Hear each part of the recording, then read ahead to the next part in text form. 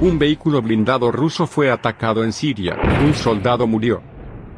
Hasta la fecha, las fuerzas detrás del ataque no se han determinado, pero una cosa es segura: conocen la ruta de los vehículos blindados rusos. El 9 de septiembre, un soldado ruso murió en una explosión en una carretera principal en la provincia de Homs, Siria. Un vehículo blindado de la policía militar rusa fue alcanzado por una mina mientras acompañaba a un convoy en una misión humanitaria. El Ministerio de Defensa de la Federación de Rusia ha confirmado que un soldado ruso fue asesinado en Siria. En consecuencia, el soldado resultó herido después de la explosión y murió a causa de sus heridas, a pesar de la asistencia médica inmediata. En la actualidad, no se ha determinado qué fuerzas están detrás del ataque a vehículos blindados rusos. Sin embargo, alguna información muestra que el atacante sabe qué ruta tomará el convoy y cuándo. Tampoco se ha revelado la ubicación exacta del ataque.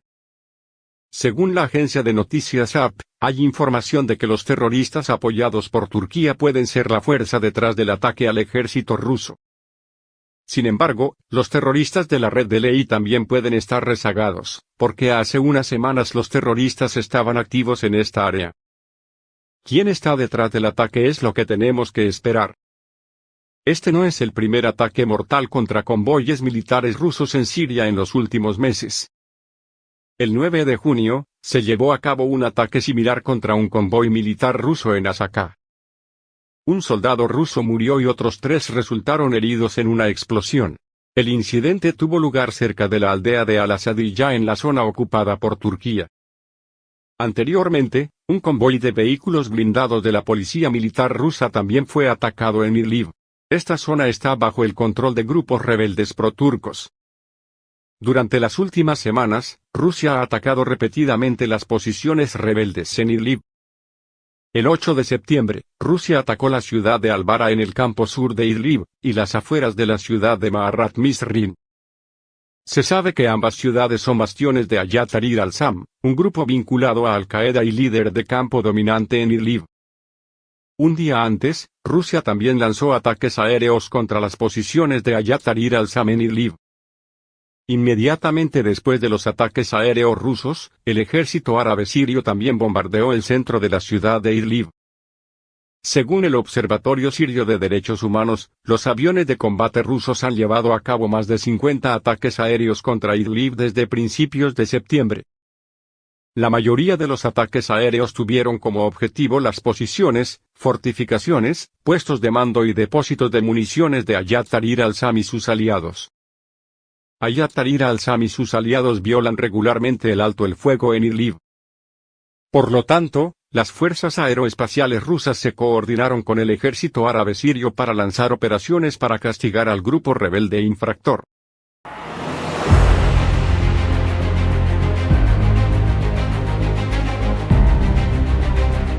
Las fuerzas de inteligencia turcas capturaron a un miembro que se cree que ocupa un cargo de alto nivel en el grupo militante Estado Islámico en Siria. Esta semana, las fuerzas de inteligencia turcas arrestaron a un miembro que se cree que ocupa un puesto clave en este grupo en Siria. Se dice que este personaje está tramando un ataque transfronterizo. La agencia estatal de noticias Anadolu informó que Qasim Güler, conocido como Abu Usame al-Turki, es uno de los militantes más buscados de Turquía. Se cree que Abu Usame al-Turki ocupó un puesto de alto nivel en este grupo, desempeñando el papel de coordinador financiero para las operaciones en Turquía, Rusia y Europa. Las autoridades acusaron a Abu Usame al-Turki de conspirar para usar explosivos y armas para ingresar ilegalmente a Turquía, dijo una fuente a Anadolu. Agentes del Servicio de Inteligencia Nacional de Turquía, MIT, investigaron al sospechoso en Siria durante mucho tiempo antes de arrestarlo y traerlo de regreso a Turquía, dijo la fuente. No está claro si Abu Usame al-Turki fue capturado en la zona de Siria ocupada por Turquía o en un lugar controlado por otras fuerzas. Según algunas fuentes, Turquía está acusada de realizar regularmente secuestros fuera de su territorio. La mayoría de los detenidos son partidarios de la red del clérigo Fethullah Gülen,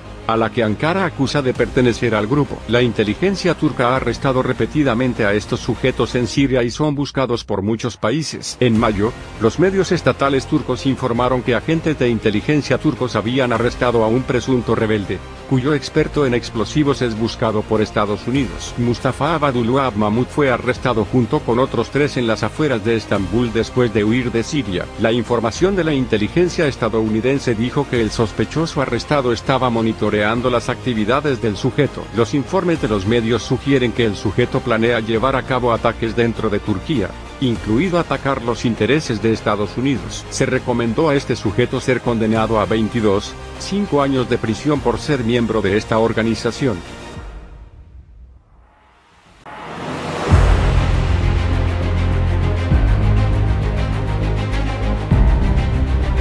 Una explosión acababa de ocurrir.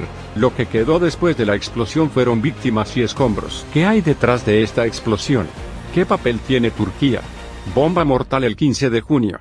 2 personas murieron y otras 4 resultaron heridas en una explosión en el área de Afrin ocupada por Turquía al norte de Alepo. Se cree que la explosión fue causada por un coche bomba. La bomba fue detonada cerca del cruce de Kafrhane en el noreste del centro de la ciudad de Afrin. Según el Observatorio Sirio de Derechos Humanos, uno de los heridos era el conductor del vehículo. Hasta el momento, no se ha proporcionado información sobre este hombre. Hasta ahora, ningún grupo se ha atribuido la responsabilidad del atentado. Fue el último de una serie de ataques contra las fuerzas turcas y los civiles en Afrin. La semana pasada, un ataque con cohetes mató a 22 personas e hirió a más de 20 en la ciudad de Afrin. A menudo se culpa a las fuerzas Kirdik de estos ataques. El ejército turco y sus representantes capturaron Afrin en 2018. Desde entonces, las fuerzas kurdas han llevado a cabo numerosos ataques contra las fuerzas turcas. La situación en las áreas ocupadas por los kurdos siempre ha sido inestable. Como en otras áreas ocupadas por Turquía en el norte y noreste de Siria, números inquietantes. Turquía es vista como una fuerza de desescalada,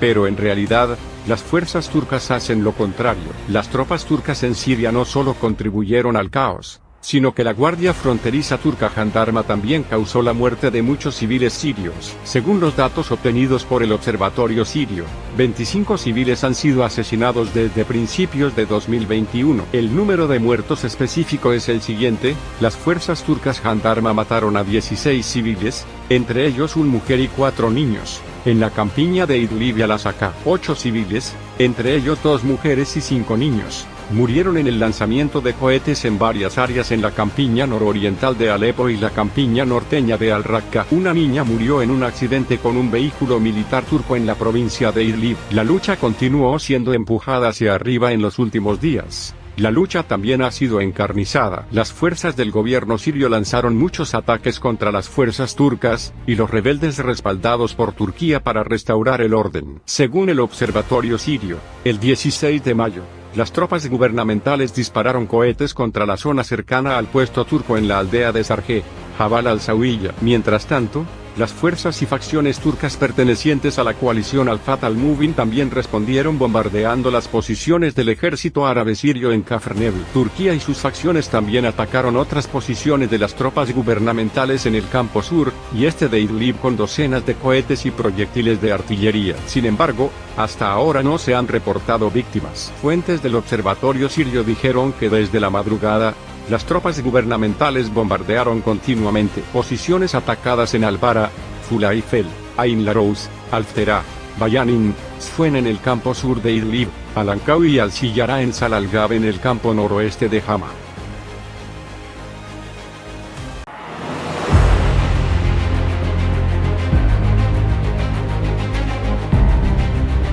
Después de una serie de ataques aéreos contra las posiciones del grupo rebelde, el ejército del gobierno sirio intentó limpiar el área de Al-Fadsa en la provincia oriental de Hama. Inteligencia dijo que los restos de rebeldes en territorio sirio se concentran en esta zona. Al mismo tiempo, los combatientes no operan como una organización unificada, sino que se dividen en muchos grupos pequeños para lanzar ataques sorpresa, emboscadas y realizar otras actividades destructivas. La operación para limpiar el área de Al-Fadsa comenzó después de que el avión destruyera varios segmentos de los túneles subterráneos de los militantes con la ayuda de bombas perforadoras. Según algunas fuentes, en las instalaciones destruidas hay un arsenal bastante grande de armas y municiones. Sin embargo, la campaña de limpieza del territorio terminó en un fracaso. Estos tipos tendieron una emboscada a un convoy del ejército sirio, resultando en la destrucción del vehículo y la pérdida de vidas. Específicamente, un soldado de la SAA murió y otros 3 resultaron heridos. Estos son los datos oficiales publicados por el gobierno de Damasco, mientras que el grupo rebelde dice que el ejército sirio ha sufrido muchas más bajas, y su facción ha logrado interrumpir la operación. Se sabe que el ataque tuvo lugar en una zona desértica cerca de Itria y Frilla. También se observa que estos hombres armados continúan usando el sistema subterráneo contra las unidades de SAA. Aunque este es el primer intento de la SAA de destruir a estos militantes en el este de Hama,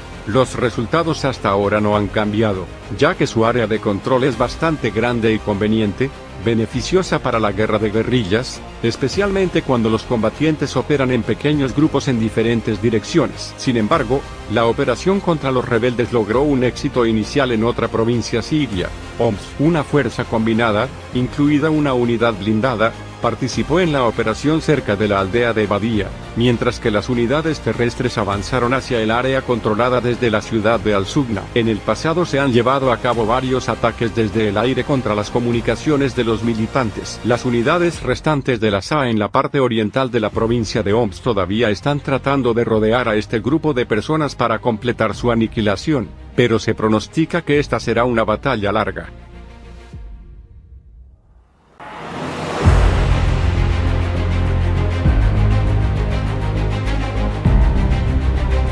Fue la primera violencia desde que entró en vigor el alto el fuego israelí-palestino el mes pasado, poniendo fin a 11 días de feroces combates. Según News, el ejército israelí dijo que esta mañana sus aviones de combate atacaron varias posiciones en la franja de Gaza. La medida se produce después de que funcionarios israelíes afirmaron que Hamás había enviado globos incendiarios a Israel. Un portavoz de las Fuerzas de Defensa de Israel, FDI, dijo el miércoles en Twitter: recientemente, nuestros aviones de combate atacaron las instalaciones militares de Hamás en los distritos de Khan Yunis y Gaza. El ejército dijo que los ataques aéreos fueron en respuesta a bolas incendiarias lanzadas desde el área hacia territorio israelí. Las FDI dijeron en un tuit: las FDI están preparadas para cualquier eventualidad, incluidas nuevas escaramuzas, ya que se enfrentan a actos terroristas de Hamás. The Associated Press informó que cientos de personas marcharon por el este de Jerusalén. Anteriormente, los palestinos en Gaza lanzaron globos incendiarios que provocaron al menos 10 incendios en el sur de Israel,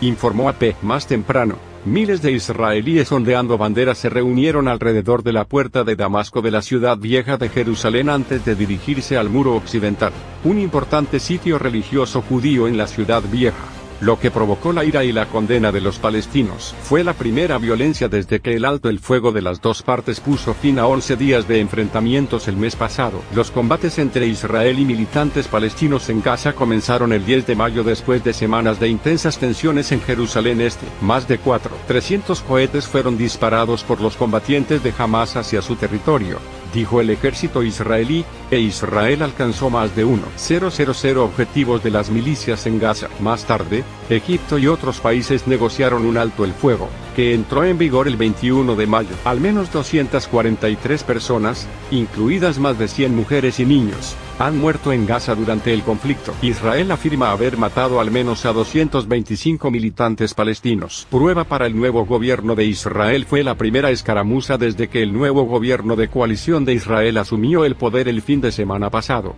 encabezado por Naftali Bennett. Los ataques aéreos de Israel contra objetivos de Hamás duraron solo unos 10 minutos, pero fueron suficientes para recordar a los habitantes de la ciudad, que se están recuperando de las secuelas de los recientes combates, que un alto el fuego es frágil. El alto el fuego es muy frágil, admite Talal Local, analista de Gaza. Mientras tanto, la radio militar de Israel informó que Israel había informado a los mediadores egipcios que la participación directa de Hamás en el lanzamiento de las bolas incendiarias requeriría negociaciones, un armisticio permanente. Sin embargo, los funcionarios israelíes aún no han confirmado esta información. Mientras tanto, el nuevo primer ministro israelí Bennett ha declarado que el gobierno israelí no tolerará el lanzamiento de globos desde Gaza hacia Israel, y responderá si Hamás lanza cohetes contra Israel. El incidente tuvo lugar en el contexto de la protesta de Hamás contra el permiso de Israel para organizar una marcha judía a Jerusalén Este el 15 de junio. El mes pasado, Una marcha similar inició el conflicto más grave en años entre el ejército israelí y Hamás en la Franja de Gaza. Este último movimiento puede verse como una prueba para la nueva administración del primer ministro Naftali Bennett, y también una prueba para el nuevo embajador de Estados Unidos en Israel, Thomas Nides.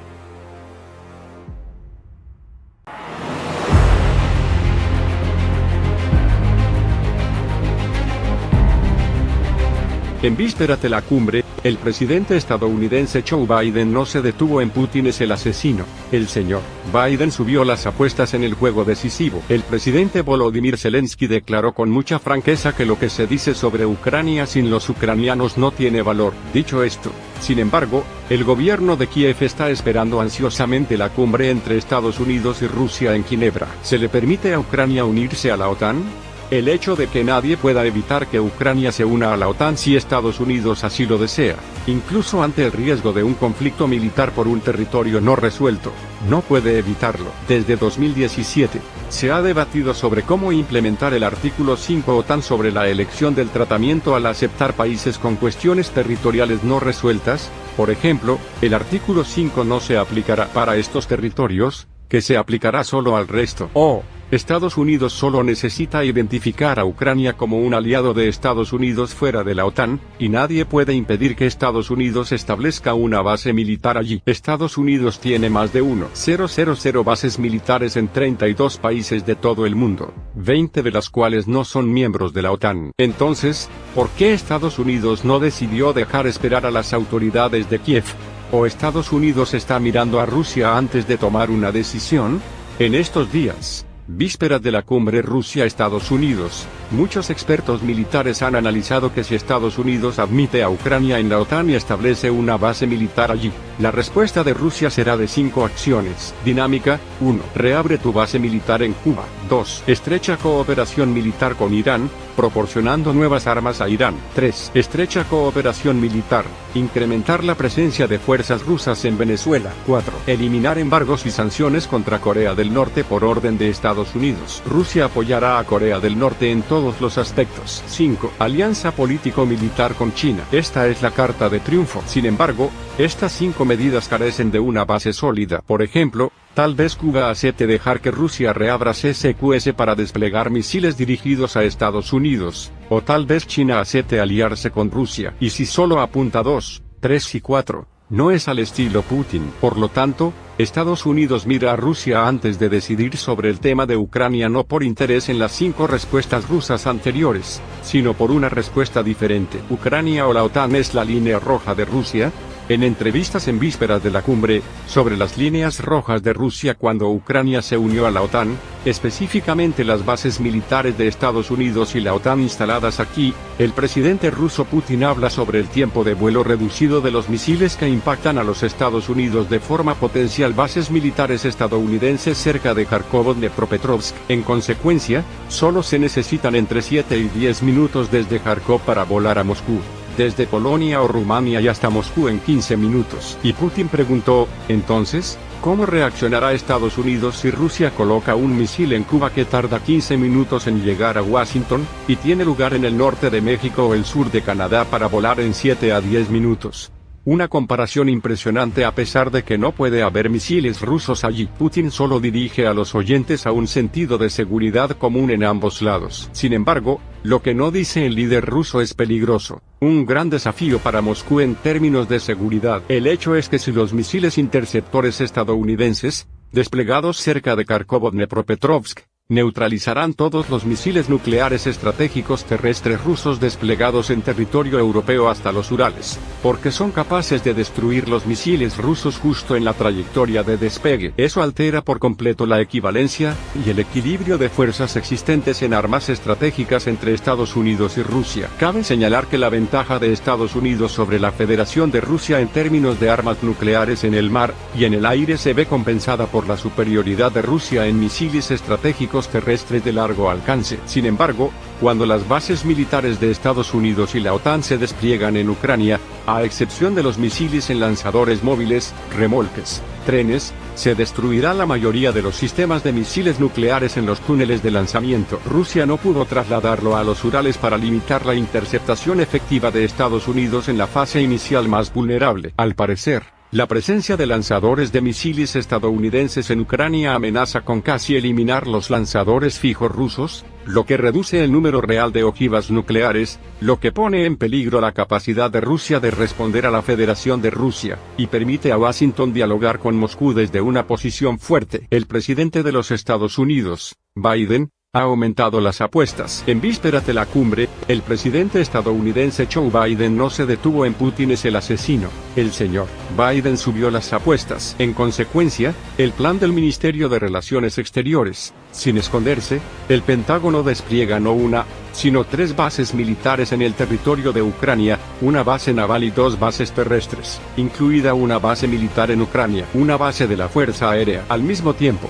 los aeropuertos de Ucrania se modernizarán, y podrán recibir aviones militares de la OTAN. Después de tomar estas medidas, las Fuerzas Armadas ucranianas podrán, con calma y sin temor a las acciones de Moscú, comenzar a limpiar las regiones orientales de Ucrania. Kiev cree que la presencia de la OTAN, Rusia no cruzará los límites de lo permitido. Y es por esta razón que la presencia de bases militares estadounidenses en Ucrania es inaceptable para Rusia. Ni siquiera es una línea roja. Es un casus belli, es decir, el acto de declarar la guerra, el acto de la guerra. Si Estados Unidos despliega una base militar en Ucrania, significa que EU declara la guerra a Rusia. Después de anunciar la aparición de bases estadounidenses similares en territorio ucraniano, rodeadas por países de la OTAN que rodean a Rusia, ¿qué hará el presidente, comandante en jefe de las Fuerzas Armadas rusas Putin?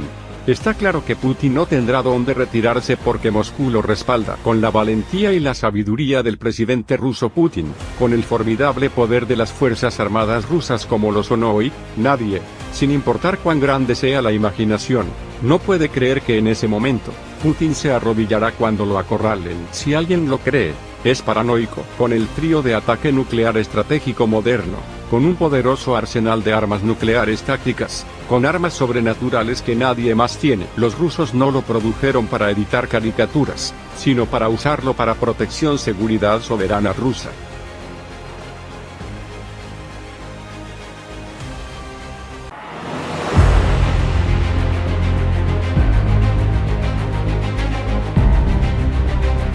Tu-160, Su-35 y Su-27 se precipitaron al centro del ejército de la OTAN en el Báltico. No juegues con los osos rusos. Las acciones de la parte rusa han provocado que los aviones de la OTAN, incluido el caza furtivo F-35, abandonen el ejercicio para realizar una interceptación. El Ministerio de Defensa ruso dijo que 2 bombarderos estratégicos Tu-160 y sus cazas de escolta sobrevolaron el mar Báltico el 15 de junio. Vale la pena señalar que en algunas áreas marítimas, los combatientes extranjeros han logrado acercarse al grupo de aviones rusos. 2 bombarderos capaces de disparar misiles estratégicos Tu-160 de la Fuerza Aérea de largo alcance llevaron a cabo el vuelo planeado sobre las aguas neutrales del mar Báltico. El Su-35 de las Fuerzas Aeroespaciales Rusas, VKS, y el Su-27 de las Fuerzas Aéreas Navales del Báltico, parte de la flota, escoltaron al bombardero. Hora, escuadrón volador, de volar alrededor de las 8 en punto. Durante ciertas etapas de la ruta, los bombarderos estratégicos rusos volaron con cazas F-35 de la Fuerza Aérea Italiana, Italia, F-16 de la Fuerza Aérea Danesa, y Saab-35 Gripen de la Fuerza Aérea Rusa, Fuerza Aérea Sueca. Cabe señalar que la Organización del Tratado del Atlántico Norte, OTAN, está realizando actualmente un ejercicio en el mar Báltico llamado Baltops 2021. Se espera que el ejercicio dure 2 semanas, comenzando el 6 de junio y finalizando el 18 de junio con la participación de más de 40 buques militares de todo tipo, 60 aviones y helicópteros, y más de 4.000 soldados de 18 países de la OTAN. No está claro qué efecto tendrán los cazas F-35, F-16 y Savcas-35 Gripen, parte de la fuerza de la OTAN que participa en el ejercicio Baltops, de volar con el escuadrón ruso antes mencionado que tendrá algún efecto en la aeronave. Sección de ejercicio o no. Sin embargo, se puede ver que las fuerzas rusas han respondido enérgicamente a acciones que consideran provocativas en la frontera. El 18 de mayo. 4 bombarderos estratégicos rusos volaron simultáneamente sobre aguas neutrales cerca de Rusia. Específicamente, 2 cazas Tu-160 y MiG-31 realizaron un vuelo de aproximadamente 7 horas sobre el mar de Barents, y 2 Tu-95 Megasiemens con cazas Su-27 sobrevolaron el Mar Negro. Durante el movimiento, en algunas áreas, los aviones rusos fueron acompañados por combatientes extranjeros, principalmente aviones de países de la OTAN.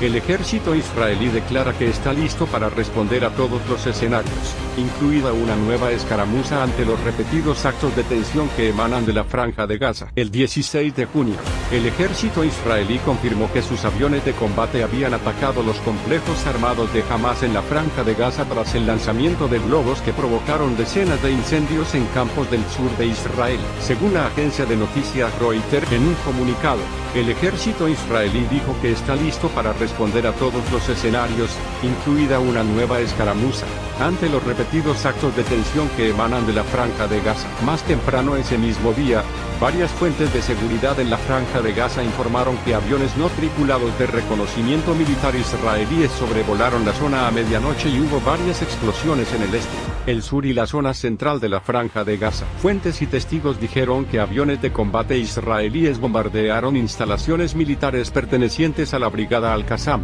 una rama del movimiento islámico Hamas. 2 puestos militares de Hamas en el sur de la Franja de Gaza también fueron alcanzados por ataques aéreos. Las fuentes dijeron que no se han reportado víctimas desde el ataque. El incidente se produce después de que grupos de extrema derecha y nacionalistas en Israel organizaran una marcha anual para conmemorar la anexión de Jerusalén Este por parte de Israel, una medida no reconocida por la comunidad internacional. Mientras tanto, Palestina identifica a Jerusalén Este como la capital del futuro Estado de Palestina. También fue el primer ataque aéreo de Israel desde el 21 de mayo, cuando este y el movimiento Hamas alcanzaron un alto el fuego negociado por Egipto, que puso fin a 11 días de combates el mes pasado que resultaron en al menos una muerte. 230 palestinos y 12 israelíes murieron. Con respecto al proceso de paz de Oriente Medio, el 15 de junio, el canal de televisión israelí 12 informó que la autoridad palestina, AP, había establecido un nuevo equipo negociador para reanudar las negociaciones de paz con Israel.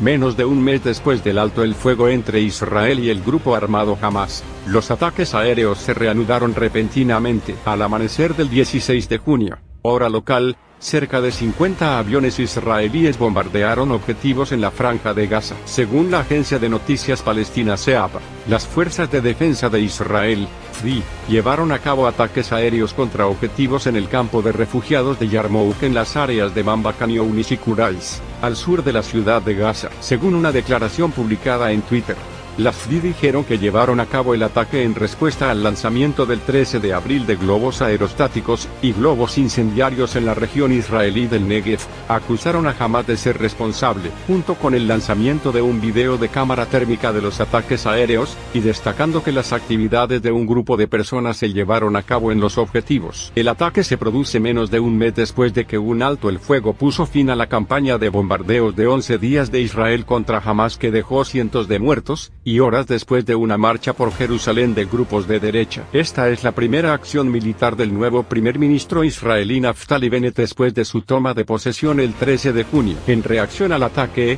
el portavoz de Hamas, Hassan Qasem, comentó que el bombardeo israelí fue un intento fallido de detener la solidaridad palestina y la resistencia a la situación en Jerusalén. Qassem también acusó a Tel Aviv de encubrir disturbios sin precedentes después de que el gobierno israelí permitió que grupos judíos de derecha realizaran marchas en Jerusalén. Anteriormente, los nuevos ataques aéreos israelíes en las ciudades de la Franja de Gaza se cobraron la vida de 3 personas más, incluidos niños. Los aviones militares israelíes continúan realizando ataques con misiles en ciudades del norte y centro de la Franja de Gaza. La estación de radio palestina Saut al-Aqsa informó que en las áreas de Sheikh Radwan, Al-Zaytun, Al-Zuhaya y Tel El Awa de la ciudad de Gaza fueron objeto de fuertes bombardeos. Se cree que el ataque mató a 3 personas, incluido un niño. Además, continuaron las redadas contra la ciudad de Deir el-Balá, ubicada en la costa mediterránea en la parte central de esta tierra. Se informa que, junto con los ataques aéreos, también se disparó artillería contra la ciudad de Gaza. La parte israelí declaró que desde la noche del 10 de mayo, los extremistas palestinos han llevado a cabo ataques con misiles a gran escala en las ciudades de Askelon y Sderot en el sur del país.